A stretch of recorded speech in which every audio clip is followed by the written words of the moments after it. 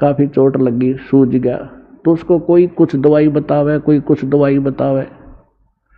एक व्यक्ति कहने लगा कि इसका ओठ का हलवा बना कर बांध दो, देसी घी का हलवा।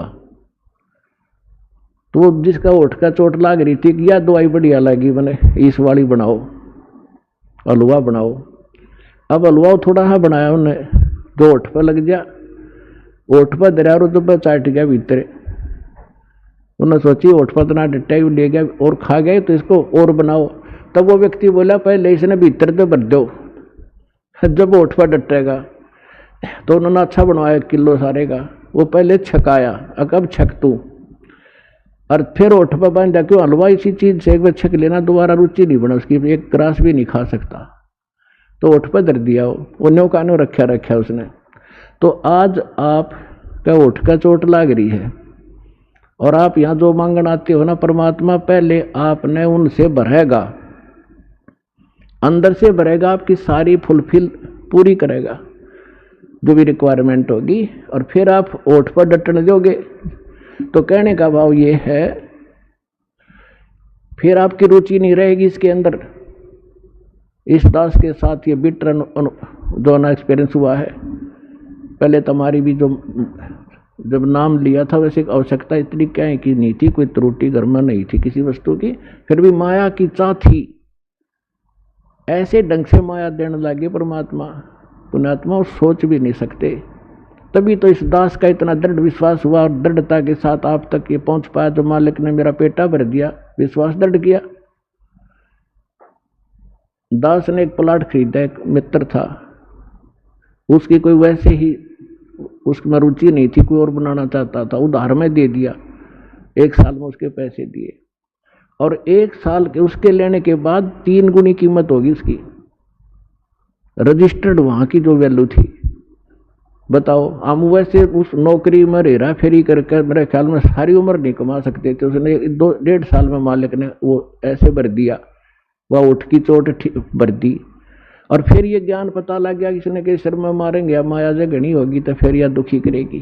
तो पुण्यात्माओं, पहले आपके ओठ की चोट के लिए आए हो, ये भी आपका सारा काम होगा।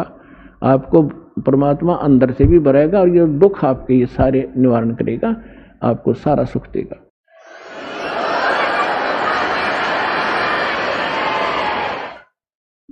और फिर आपको ये माया विष दिखाई देगी, रुचि नहीं रहेगी आपकी इस ज्ञान के होने के बाद। फिर आपको ये पता चलेगा यदि मेरे पर आपत्ति कोई आवेगी तो भगवान खड़ा पाओगा।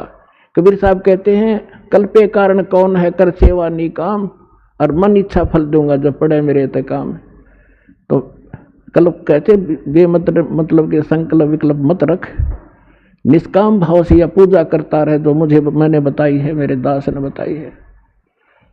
और जब तेरे ऊपर कोई आपत्ति आएगी तो जब मेरे सत्र का काम होगा, परमात्मा के सत्र का काम राष्ट्रपति नहीं कर सकता।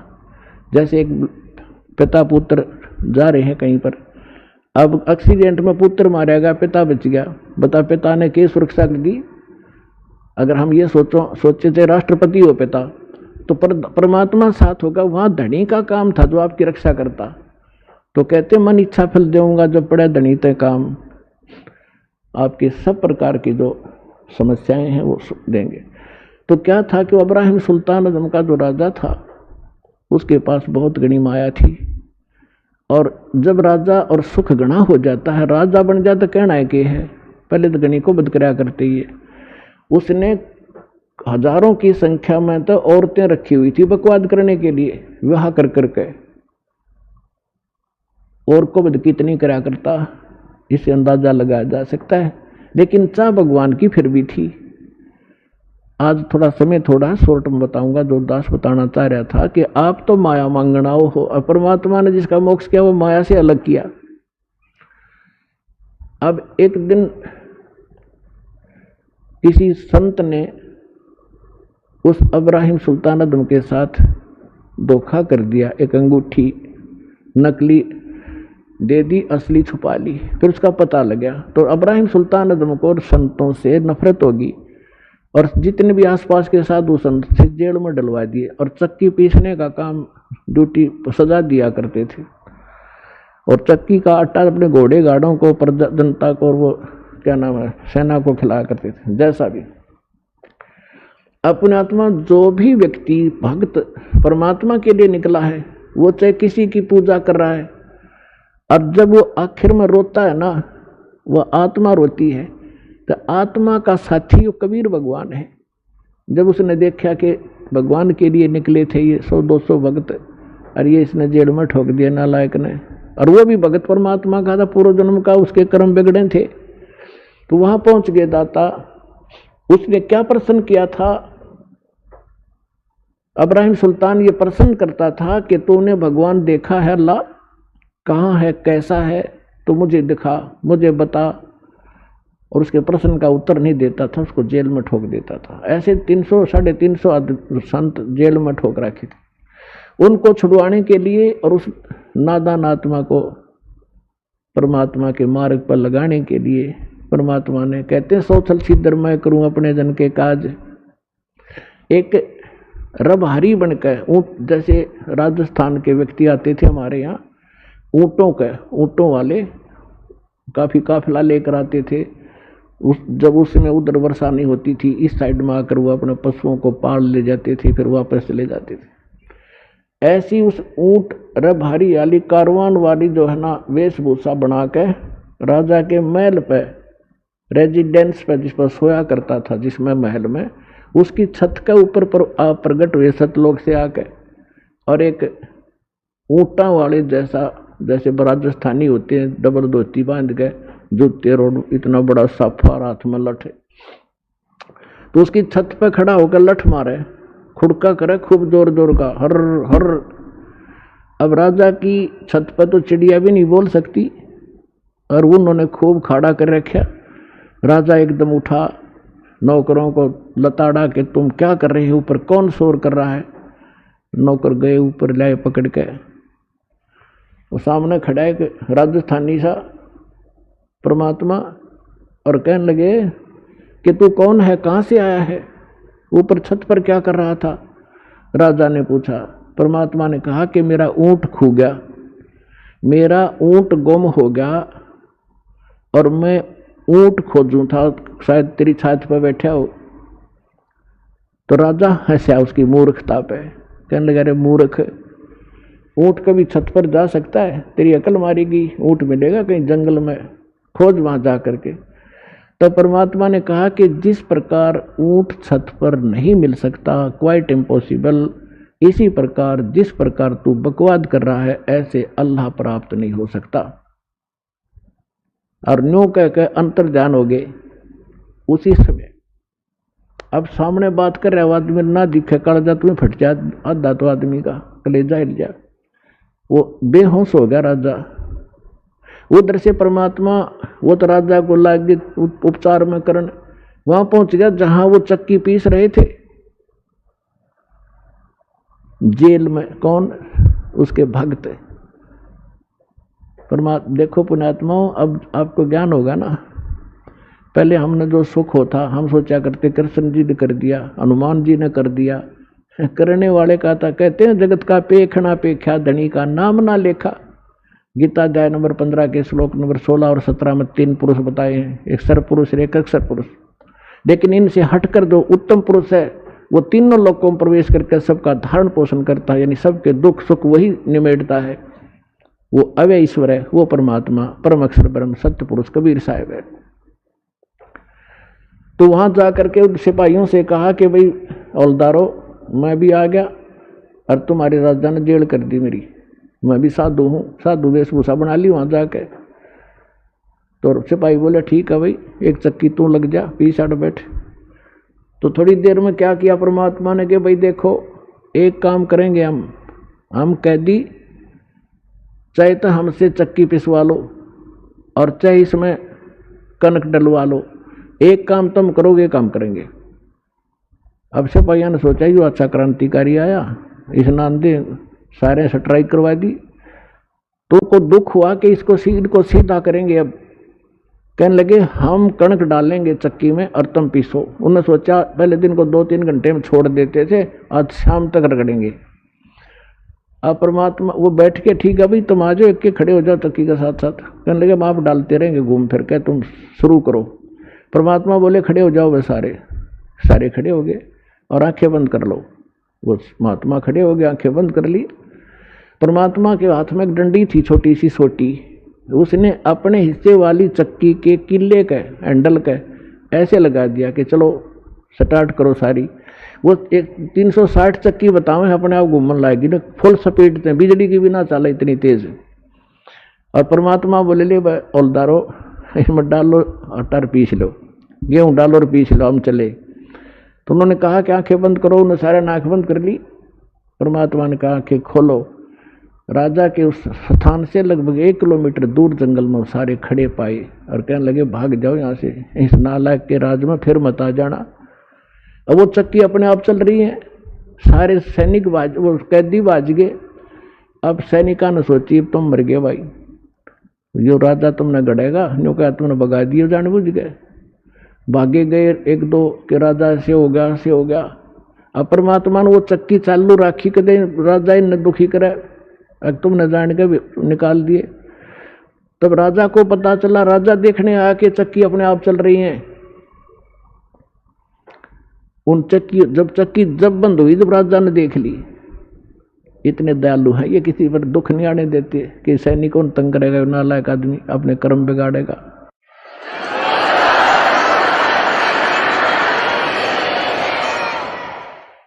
तो पुण्यात्माओं, अमर करूं सतलोक पठाऊं, ताते बंदी छोड़ कहाऊं।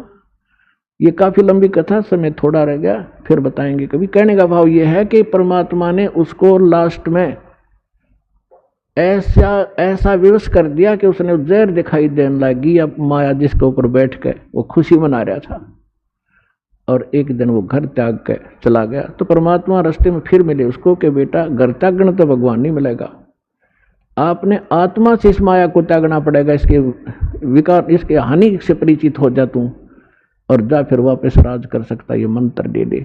तो बोला नहीं, आपकी सिरोधारी आपकी आ गया, लेकिन मालिक अब वो अच्छा नहीं लगता मुझे, आपके ज्ञान से मैं परिचित हो गया, असंख्य जन्म हो गया हमने धक्के खात्या ने, इसका पीछा छुड़वा दो जाता।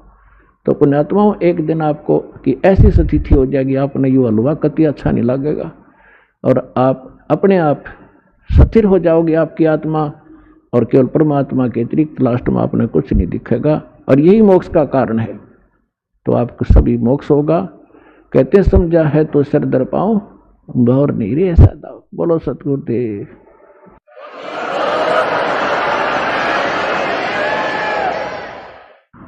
परम पिता परमात्मा पूर्ण ब्रह्म सर्व सृष्टि रचनहार कबीर परमेश्वर जी की असीम रजा से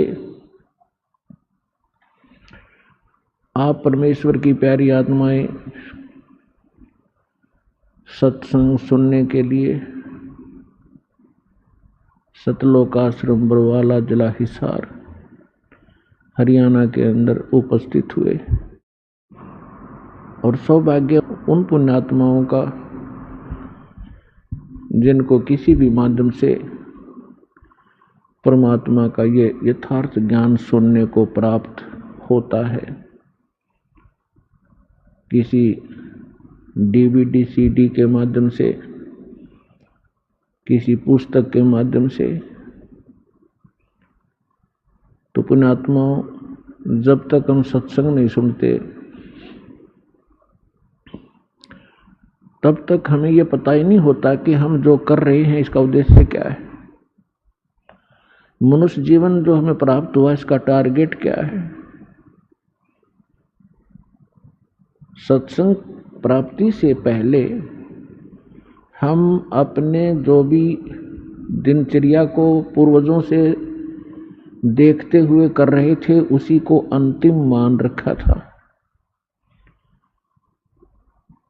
और जहां भी हम जाते थे किसी भी मित्र के पास, रिलेटिव नाती के पास, या घर गांव अड़ोस पड़ोस में, तो सभी से हमें माया इकट्ठी करने की ट्रेनिंग मिलती थी, उसी की शिक्षा प्राप्त होती थी। जिस कारण से हमने माया ही इकट्ठी करना एक टारगेट बना लिया था, जीवन का उद्देश्य मान लिया था। जीवन के मूल उद्देश्य से हम वंचित थे। आत्मा के अंदर एक विशेष कसक उसी दिन से बनी हुई है जिस दिन से ये भगवान से बिछुड़ी थी, सतलोक से। तब तो हम गलती कराए अपनी बालक बुद्धि के कारण, अनजानपने में, क्योंकि वहां हमें सुख गना था, कोई दुख नहीं था। वहां दुख नाम की वस्तु नहीं थी। और यहां भी एक विशेष हमारे अंदर एक अवगुण है कि जब हम सुखी होते हैं परमात्मा से कोसों दूर होते हैं, और जब हम दुखी होते हैं तो परमात्मा को याद करते हैं। तो इस आत्मा को उसी दिन से, जिस दिन से भगवान के उस सर्वसंपन्न लोक को छोड़कर यहां काल के इस कंगाल लोक में आई है, उसी दिन से इसको अब आभास हो गया है, एहसास हो रहा है कि कोई और सुख सथल है और कोई ऐसी शक्ति है जो हमें यहां भी सुख दे सकती है। और एक मोक्ष शब्द भी हमने सुन रखा है सदग्रंथों से और इन काल के भेजे हुए दूत संतों से, और मोक्ष भी वो दे सकता है। तो जो हम अपने मनुष्य जीवन का उद्देश्य लेकर जी रहे थे सत्संग सुनने से पहले, उसके साथ साथ आत्मा भी अपना काम अवश्य कर रही थी, वो रुक नहीं रही थी। कोई ना कोई भक्ति साधना वो कर रही थी परमात्मा के लिए। चाहे कोई परंपरागत कोई व्रत रख रहा था, देखा देखी, कोई भगवान शिव को पूज रहा था, तो कोई भगवान विष्णु को, कोई भगवान राम और श्री कृष्ण को, या कोई देवी देवताओं मंदिर मूर्ति अवश्य पूजा कर रहा था।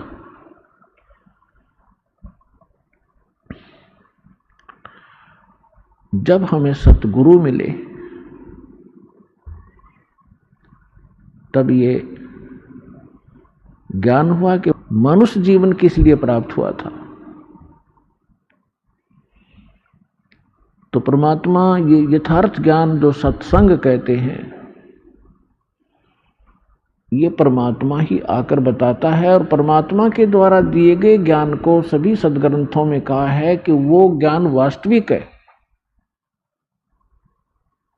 और उसको सूक्ष्म वेदवत कहते हैं। श्रीमद् भगवत गीता अध्याय नंबर 4 के श्लोक नंबर 25 से लेकर 32 तक गीता ज्ञान दाता कहता है कि कोई साधक तो देवताओं की पूजा करता है, कोई स्वाध्याय ही करता रहता है, कोई योग अभ्यास हठ योग आदि करके अपनी संतुष्टि कर लेता है, और ये समझ रहा होता है कि मैं जो साधना कर रहा हूं ये पाप नाशक है। पाप नाशक मीन मोक्षदायक, पाप कटेंगे तो मोक्ष होगा। फिर तुरंत बताया है चौथे अध्याय के 32वें श्लोक में कि वास्तविक यथार्थ ज्ञान विस्तार के साथ सच्चिदानंद घन ब्रह्म की वाणी में कहा गया है। इन यज्ञों की वास्तविक जानकारी, यज्ञ माने धार्मिक अनुष्ठानों की वास्तविक जानकारी यथार्थ विस्तार के साथ ब्रह्मणे मुखे यानी सच्चिदानंद घन ब्रह्म ने, पूर्ण परमात्मा ने, सत्य पुरुष ने, परम अक्षर ब्रह्म ने अपने मुख कमल से बोलकर जो ज्ञान दिया है वो वास्तविक ज्ञान है। उसको तत्व ज्ञान, उसको सूक्ष्म वेद कहते हैं। और उस ज्ञान के समझने के बाद फिर सभी कर्मों से मुक्त हो जाएगा।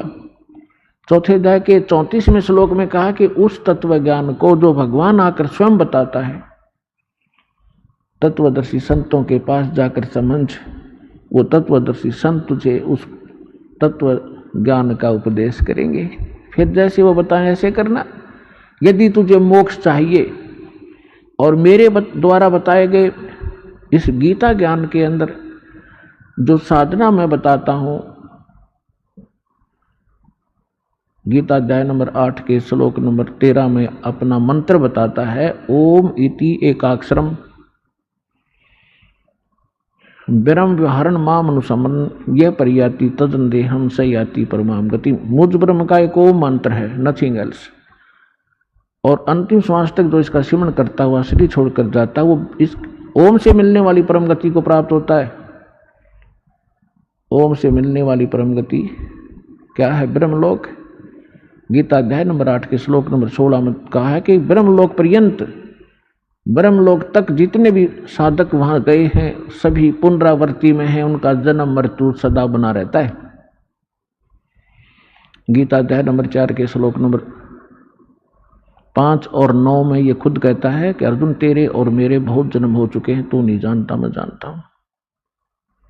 गीता अध्याय नंबर 2 के श्लोक नंबर 12 में, गीता अध्याय नंबर 10 के श्लोक नंबर 2 में भी स्वयं कहता है कि अर्जुन मेरी उत्पत्ति को ये देवता लोग नहीं जानते, क्योंकि ये मेरे से उत्पन्न हुए हैं। और ऐसा नहीं है कि तू और मैं और ये सभी जो सैनिक हैं, जनता है, पहले ना जन्मे हों, और ऐसा नहीं कि आगे फिर जन्म ना होगा। इति सिद्धम गीता ज्ञानदाता भी नाशवान है, इसकी जन्म मृत्यु होती है। इसलिए ये कहता जो ज्ञान मैं दे रहा हूं इसके आधार से तो जन्म मृत्यु सदा बनी रहेगी। और यदि तू जन्म मृत्यु से पूर्ण मोक्ष चाहता है तो सच्चिदानंद घन ब्रह्म ने जो ज्ञान दिया है अपने मुख कमल से, वो तत्व ज्ञान सुख संवेद है। उस सुख संवेद को उन तत्वदर्शी संतों से जाकर समझ। और उसके पश्चात कहां जाएगा? गीता अध्याय नंबर 15 के श्लोक नंबर 4 में, गीता अध्याय नंबर 15 के श्लोक नंबर 1 से 4 में स्पष्ट किया है, तत्वदर्शी संत की पहचान भी बताई है कि उल्टे लटके हुए संसार रूपी इस वृक्ष के सभी विभाग जो बताएगा, तना कौन है, डार कौन है, शाखा कौन है, पत्ते क्या है, सवेदवित वो तत्वदर्शी संत है। उसके पश्चात परमेश्वर के उस परम पद की खोज करनी चाहिए जहां जाने के बाद साधक फिर लौट कर कभी संसार में नहीं आती, उनका पूर्ण मोक्ष होता है। गीता अध्याय नंबर 18 के श्लोक नंबर 62 में कहा कि अर्जुन तू सर्वभाव से उस परमेश्वर की शरण में जा, सच्चिदानंद घन ब्रह्म की शरण में जा, उसकी कृपा से ही तू परम शांति को और सनातन परम धाम को प्राप्त होगा, जहां जाने के बाद फिर लौटकर कभी संसार में जन्म मृत्यु में नहीं आएगा। तो जो प्रसंग चल रहा है कि यथार्थ ज्ञान परमात्मा ही स्वयं आकर बताते हैं, वो परम अक्षर ब्रह्म चारों वेदों में, और चारों वेदों का निष्कर्ष श्रीमद् भगवत गीता में, इनमें इनकम्प्लीट नॉलेज है, इनकम्प्लीट स्पिरिचुअल नॉलेज है, आध्यात्मिक ज्ञान है। जैसे मैट्रिक तक का जो सिलेबस होता है वो गलत नहीं होता, लेकिन वो MA BA और BSc में काम नहीं आता। इनकम्प्लीट है लेकिन गलत नहीं है। तो हमने पूर्ण मोक्ष के लिए उस सूक्ष्म वेद की आवश्यकता पड़ेगी। यजुर्वेद अध्याय नंबर 40 के श्लोक नंबर 10 मंत्र नंबर 10 में कहा है कि कोई तो परमात्मा को संभवात माने जन्म ले उत्पन्न होने वाला मानते हैं, जैसे श्री राम और श्री कृष्ण आदि 8-9 जितने अवतार हम मानते हैं ऐसे। और कुछ उसको असंभवात कहते हैं कि वो जन्म कभी लेता ही नहीं, निराकार है। परमात्मा कैसा है, साकार है या निराकार है, वो जन्म लेता है या नहीं लेता है, इसकी जानकारी तत्वदर्शी संत बताते हैं, उनसे सुनो। यानी वेद ज्ञान और गीता ज्ञान एक है। इसी प्रकार कुरान शरीफ के अंदर सूरत फुरकानी 25 आयत 59 से 59 में यही स्पष्ट किया है कि जिसने 6 दिन में सृष्टि रची और 7वें दिन तख्त पर जा बैठा, वो पूर्ण परमात्मा कबीर है, अल्लाह कबीर है। उसकी जानकारी किसी बाखबर से तत्वदर्शी संत से पूछ लो तो कुरान शरीफ का ज्ञानदाता भी उस परमात्मा के बारे में परिचित नहीं है, ऑप्शन छोड़ देता है। इसलिए कुरान शरीफ का ज्ञान भी इनकम्प्लीट है, रॉन्ग नहीं है। अब सूक्ष्म वेद में क्या बताया है? परमेश्वर से प्राप्त ज्ञान के आधार से श्री आदरणीय गरीबदास साहिब जी ने ऋग यजुसाम अथर्वणम ये चारों वेद चतभंगी रे, सूक्ष्म वेद साहेब का बाचे सोए कहिए सतसंगी रे। ऋग यजु साम अथर्वण, ये चारों वेद चित्तभंगी रे। ये आपको यथार्थ ज्ञान ना दे करके आपके मन को भ्रमित किए रहते हैं, शंकाओं में डाले रहते हैं, क्योंकि ये इनकम्प्लीट नॉलेज है। और सुख संवेद साहेब का बाँचै, सोए कहिए सतसंगी रे। तो सूक्ष्म वेद में परमात्मा ने स्वयं आकर के क्या बताया है? मानुष जन्म दुर्लभ है, मिले न बारंबार। तरवर से पत्ता टूट गिरे, वो बहोर न लगता डार। मानुष जन्म पाए कर, जो नहीं रटे हरि नाम। जैसे कुआं जल बिना, फिर बनवाया क्या काम। अब मनुष्य जीवन का जो उद्देश्य हम लेकर जी रहे थे, और जब तत्व ज्ञान होता है उसके बाद हम हमारे जीने का उद्देश्य क्या होता है, उसमें दिन और रात का अंतर हो जाता है। परमात्मा हमें याद दिलाते हैं कि ये मनुष्य जीवन केवल परमात्मा की साधना के लिए प्राप्त होता है, मोक्ष प्राप्ति के लिए प्राप्त होता है। और जो श्रद्धालु सत्संग नहीं सुन पाते, सुख संवेद जिनको प्राप्त नहीं होता, वो भक्ति करके भी असफल हो जाते हैं। अपने आत्मा इस विश्व के अंदर कहीं सत्संग नहीं है, इस सतलोक आश्रम बरवाला को छोड़कर। अब जो श्रद्धालु प्रथम बार सुनते हैं इस बात को, इस वचन को, उनको थोड़ा खटकता है। बेशक से कड़वा लगे, इस ज्ञान को गहराई से समझोगे, फिर आपको यही दास की बातें जो आज कड़वी लगी हैं एक दिन मीठी होंगी। सत्संग वही होता है जो सदग्रंथों के अनुकूल हो, सदग्रंथों में छुपे गूढ़ रहस्यों को आधार मानकर ज्ञान दिया जाए, और सूक्ष्म वेद जिसका आधार हो। तो दास के पास वो सूक्ष्म वेद उपलब्ध है। सूक्ष्म वेद कबीर वाणी कहलाती है, कबीर सागर कहलाता है, कबीर बीजक, कबीर जी की साखी, कबीर शब्दावली, कबीर जी के दोहे शब्द, ये सभी मिलाकर के सूक्ष्म वेद है, सबसम वेद है। ये तत्व ज्ञान है। लेकिन तत्व ज्ञान को समझना भी कोई बालकों का खेल नहीं है। जिस पर कृपा परमात्मा की होती है वही इसको समझ पाता है। इस दास के ऊपर उस कबीर भगवान की, कबीर परमेश्वर की एक विशेष रजा हुई है कि दास को वो दिव्य दृष्टि दे दी, जिससे दास ने इस सूक्ष्म वेद रूपी जंगल से, वन से वो जड़ी निकाल ली जो औषधि में काम आती है।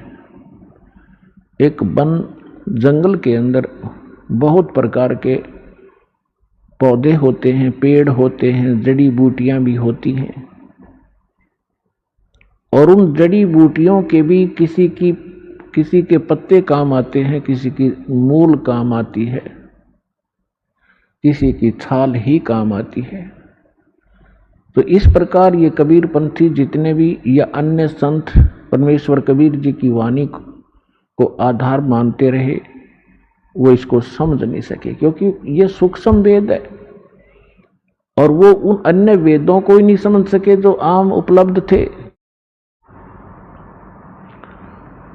तो यहां कहते हैं, गुरु बिन वेद पढ़े जो प्राणी, समझन सार रहे अज्ञानी।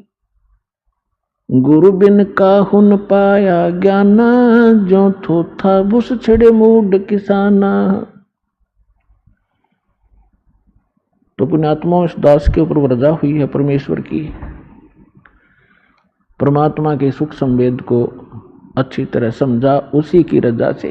जीव के सत्र का काम नहीं है कि वो सदग्रंथों को अपने अपने लेवल से, अपने सत्र से समझ सके।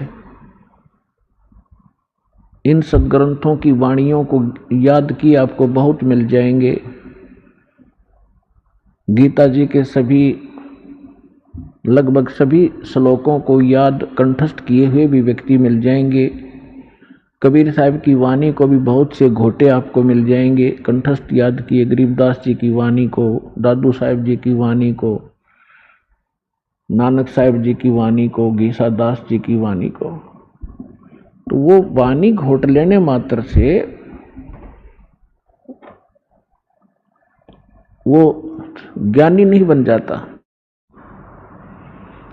उसके लिए परमात्मा ने बताया है कि वक्ता कोट अनंत है, श्रोता कोट अनंत, और ये ज्ञानी बने फिरे। ये ज्ञानी कोट अनंत है, बिरले साधु संत। तो पुण्यात्मा, आपका एक विशेष सौभाग्य है आपका, जो आपको ये ज्ञान मिला और आपको ये अच्छा लगा, आपको सुहाग है ये ज्ञान।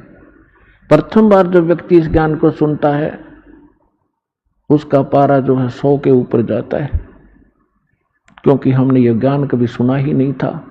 ज्ञान यही था, हमने अज्ञान सुन रखा था।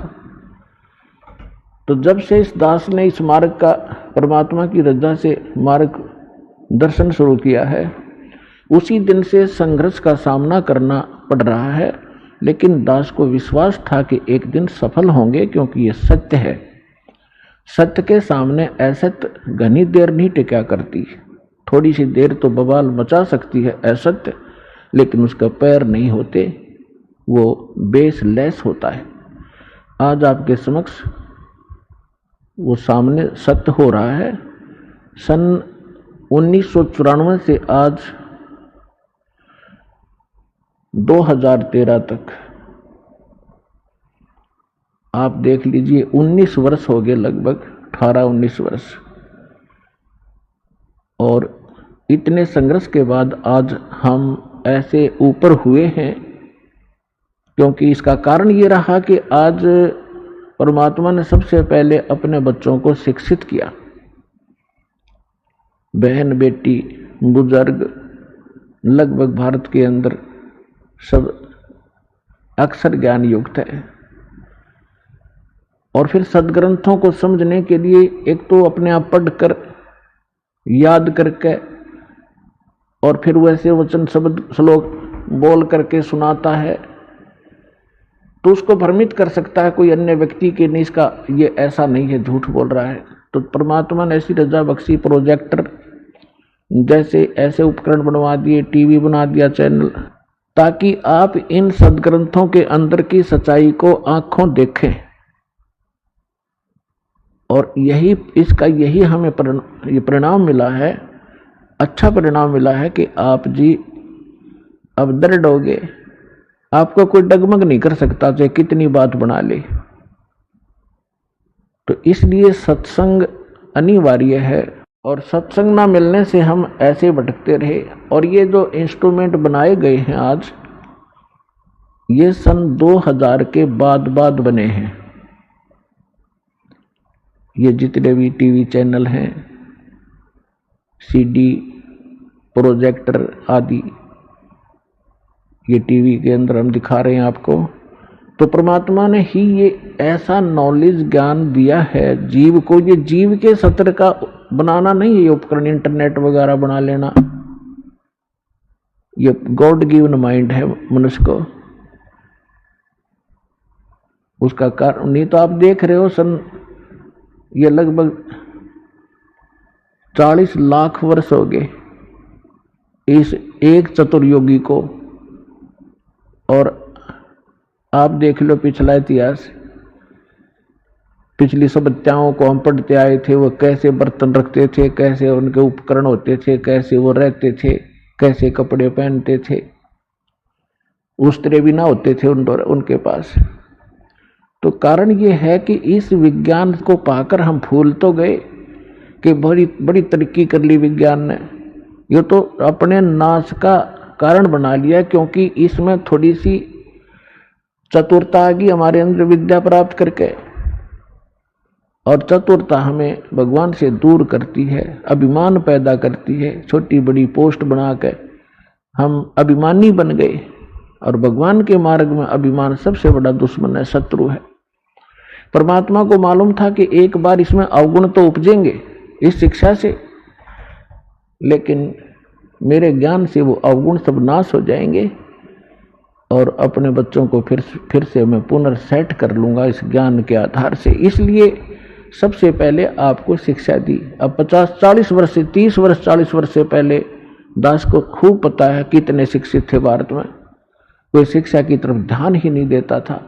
अब परमात्मा ने प्रेरणा की, भले ही इन्होंने उद्देश्य रोजी रोटी रोजगार ही और माया जोड़ना ही उद्देश्य रखा है, लेकिन पढ़े जरूर, और उस पढ़ने का, उस पढ़ाई का अब आपको लाभ मिल रहा है, ये याद रखना। और कुछ दिन में आपकी ये कंसेप्ट कति क्लियर हो जाएगा जब आप इस बात से परिचित होंगे।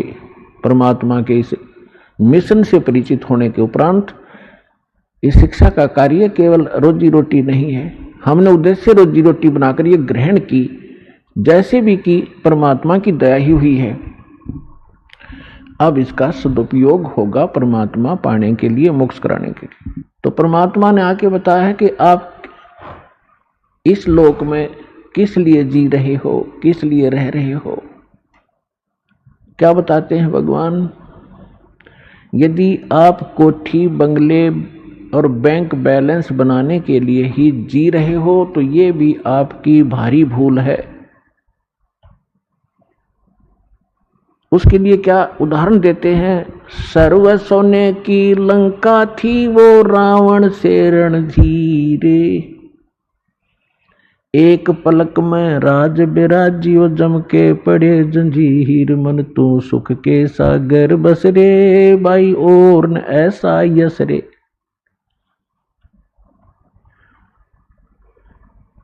कि यदि आप एक 10-20 लाख रुपए बैंक में इकट्ठे भी कर लोगे और एक सुंदर कोठी बना भी लोगे तो केला टूट गया, कल मृत्यु हो जाएगी, फिर अगले दिन गधा बन जाएगा, वह कोठी यहीं खड़ी रहेगी, कोई और बैठेंगे, आप पशु बनकर धक्के खा रहे होगे। तो खाक ये महिमा है।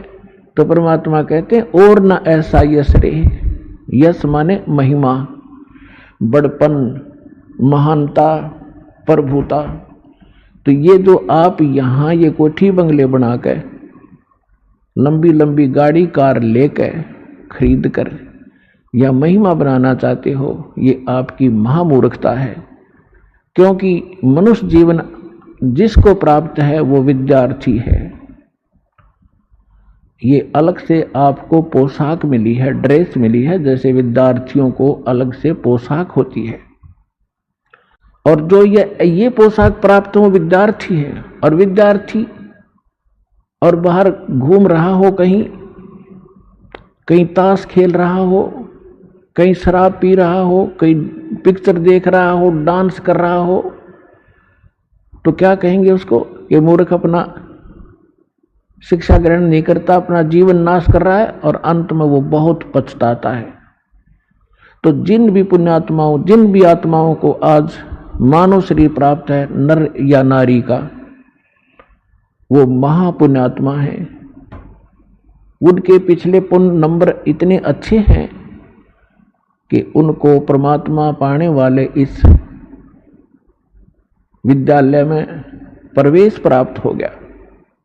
और विद्यार्थी अपने शिक्षा काल में और बकवाद करता है, अंडरस्टूड है, वो क्या लेकर जाएगा, क्या खटेगा, वहां से अपना जीवन नाश करेगा। पुण्यात्माओं, आप इस मनुष्य जीवन को और इस परमात्मा के ज्ञान को सहज में मत लेना।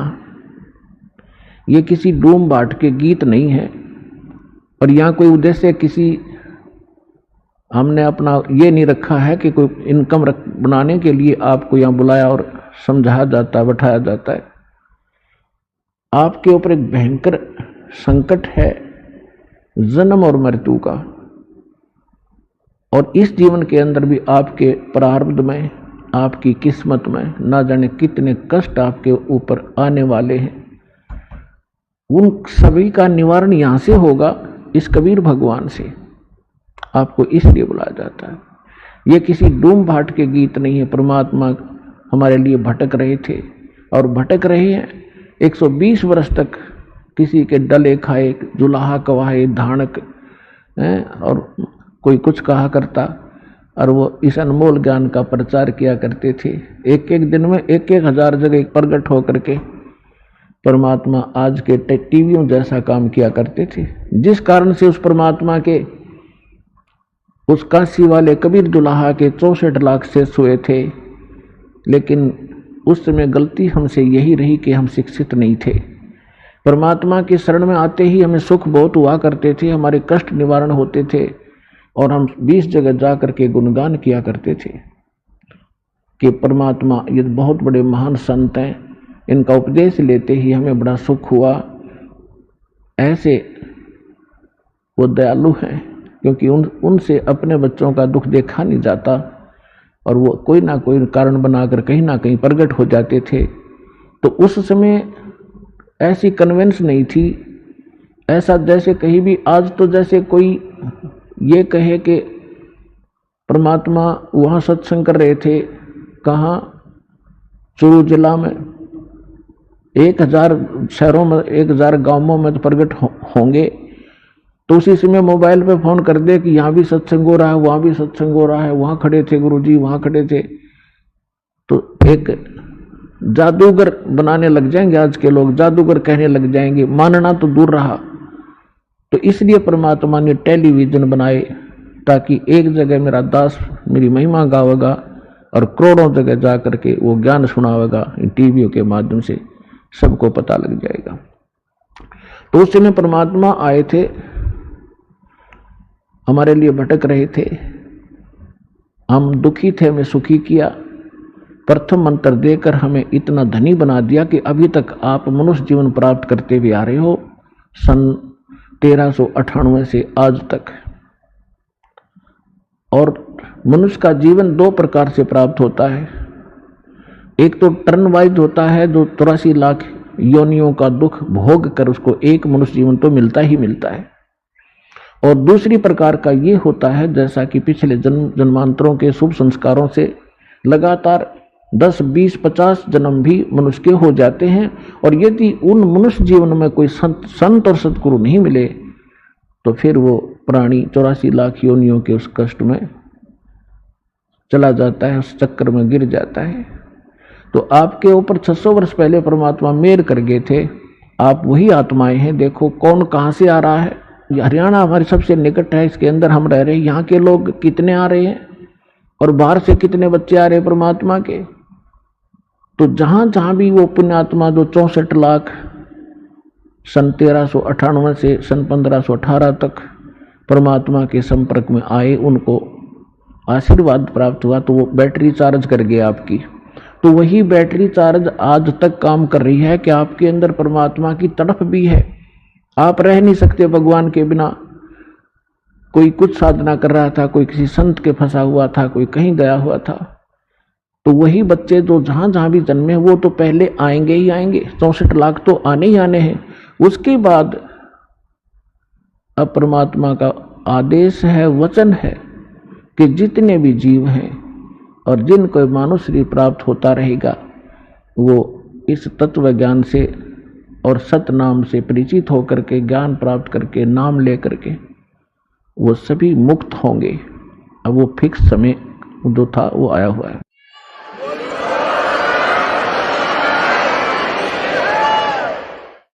अब जो प्रसंग चल रहा है कि आप विद्यार्थी हैं सभी, और विद्यार्थी भी कई 2 सत्र के होते हैं। एक तो थोड़े से ज्ञान में टीचर की बात को समझकर बहुत अच्छी तरह अपना कार्य प्रारंभ कर देते हैं। कुछ विद्यार्थी ऐसे होते हैं जिसको कुछ अधिक मेहनत की आवश्यकता होती है। तो इसी प्रकार जिनको 84 लाख योनियों में से निकल कर जो आए हैं, वो भी बार बार सत्संग सुनने से अवश्य उनके अंदर ये भक्ति बीज प्रवेश होगा, वो भी स्टार्ट हो जाएंगे।